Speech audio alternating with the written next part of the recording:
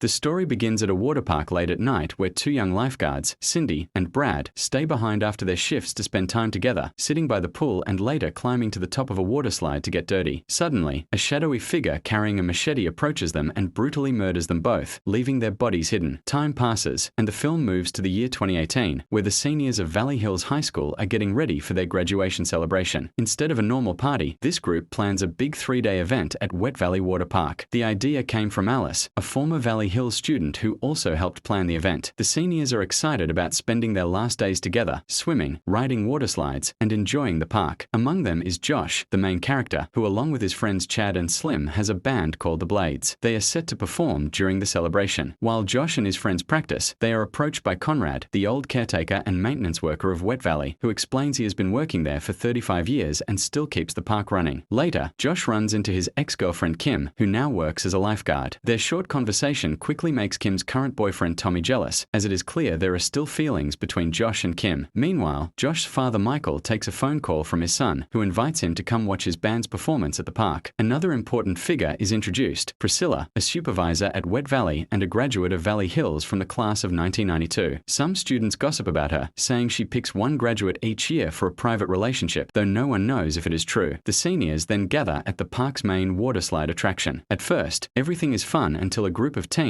decide to take a bottle of liquor down the slide. The bottle shatters, cutting them and leaving glass in the pool. Paul, the owner of the park, steps in angrily while Conrad cleans the mess. Later, Josh and his friends run into Kim and Tommy again. When Chad and Slim ask Tommy to get an extension cord for the band setup, Josh uses the chance to sneak away with Kim, and the two end up hooking up behind Tommy's back. Meanwhile, Michael is having dinner with Priscilla. During the meal, it is revealed that she is married to Paul, the park's owner, and Michael is known around town as a wealthy man. He makes a bold remark that Paul doesn't realize what he has in front of him, hinting at attraction between him and Priscilla. Soon after, Josh and Kim return to their friends as the time for the band's performance draws near. Some classmates watch and whisper that something is going to happen. The Blades take the stage and perform energetic 80s songs. Kim pretends not to enjoy Josh singing, but her body language shows otherwise. Michael and Priscilla also watch. Then, everything takes a turn. One of the seniors had secretly filmed Josh and Kim together earlier, and now shares the video in the group chat. When Tommy sees it, he loses control, storms the stage, and beats Josh in front of everyone. The chaos grows worse when Priscilla later discovers that her husband Paul is cheating on her with Alice. Later that night, Michael talks to Josh, trying to calm him down. He tells his son that he plans to buy Wet Valley and asks what he thinks. Neither of them realize that Alice is nearby listening. After overhearing, Alice confronts Paul, accusing him of planning to sell the park and worrying that he might leave her once he gets the money. Drunk, Paul tells her he would never sell Wet Valley because it is his only source of income. As the night grows quiet and the graduates sleep, a hidden figure sneaks into one of the water slides and installs two huge metal blades in the tunnel, forming an X inside. The next morning, Michael wanders the park, looking around. Suddenly, he is shot in the leg and dragged into a shed. Inside, he finds the bodies of Cindy and Brad, the lifeguards from the beginning, before he too is killed. Elsewhere, Tommy suffers more heartbreak as he loses both his lifeguard job and Kim, who has left him. Conrad cruelly tells him Kim no longer cares, but Tommy still refuses to give up on her. By midday, Conrad starts the pumps to send water into the slides, unaware of the hidden blades. Priscilla, instead of doing her job, spends her time hooking up with Slim. That afternoon, the seniors gather for a competition with a $500 prize. Teams are made, and Josh and Chad plan to team with Slim, but he is missing. Tommy suddenly shows up, saying he wants to join as a visitor now that he no longer works there. The seniors refuse. Josh and Chad then ask Kim to join their team. As the competition approaches, Tommy notices something strange: water leaking from one of the slides and pieces of broken material. He realizes one of the slides has been tampered with and tries to warn the others. Nobody listens. They already dislike him for the scene he caused the night before. The race is about to begin. Priscilla speaks with Conrad through a walkie-talkie while he watches from below. Neither of them know about the blades hidden in slide number 3. Desperate, Tommy keeps warning everyone, but he is ignored. Suddenly, an angry senior pushes him into the slide. At the same time, 3 girls enter the same tunnel. Seconds later, their bodies are ripped apart by the blades, and blood pours into the pool below, shocking everyone. The water turns red, and body parts slide out, making the crowd scream in horror. Conrad, trying to move quickly, sprains his ankle as he rushes from his lifeguard chair. Inside the slide, Tommy is stuck above the blades, clinging to hope that no one else will come down. Unaware of the horror below, Priscilla invites her husband Paul to join the race. Paul enters the doomed slide. Midway, he realizes something is wrong and tries to hold himself back, but the rushing water forces him forward. He slides straight into the blades and dies horribly. Upstairs, Josh rushes in, yelling for everyone to stop. Meanwhile, Chad and Kim enter the shed and discover the dead bodies of Michael, Cindy, and Brad. Back at the slide, Conrad yells for the pumps to be turned off, but it is too late. The massacre has already happened. The park, once filled with laughter, is now filled with screams. In the aftermath, Josh is called in by a lawyer and learns that his father has left him a large inheritance. However, Michael's plan to purchase Wet Valley had not been completed. With Paul dead, control of the park and the profits from its sale now belong to Priscilla, making her the sole beneficiary. The film closes with Priscilla smiling to herself, her expression showing satisfaction. A flash of her memories reveals that years ago, as a child, she witnessed someone close to her die at this very park while no one stepped in to help. That memory became the root of her anger. It now becomes clear that she was the one who set everything in motion, planning the tragedy of 2018 both as revenge for what happened in her past and as a way to gain wealth for herself. The story ends with her chilling success, leaving behind a trail of blood and loss. Make sure to subscribe and turn on notifications so you can watch more videos like this. Thanks for watching.